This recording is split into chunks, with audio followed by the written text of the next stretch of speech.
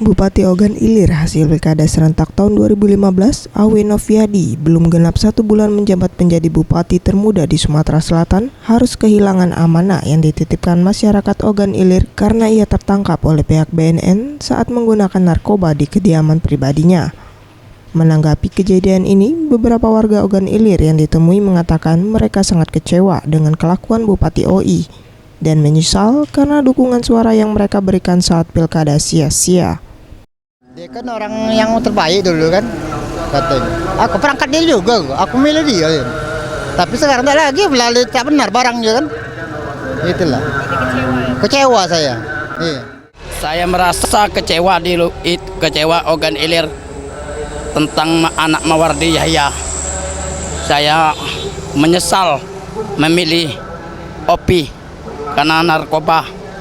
Jadi rakyat semua kecewa dengan anak Mawardi Yahya. Warga Ogan Ilir hanya berharap Ogan Ilir bisa lebih maju dengan pemimpin yang baru. Mengge Dwi Handayani, Gusti Putu Sumertayasa, Sriwijaya TV.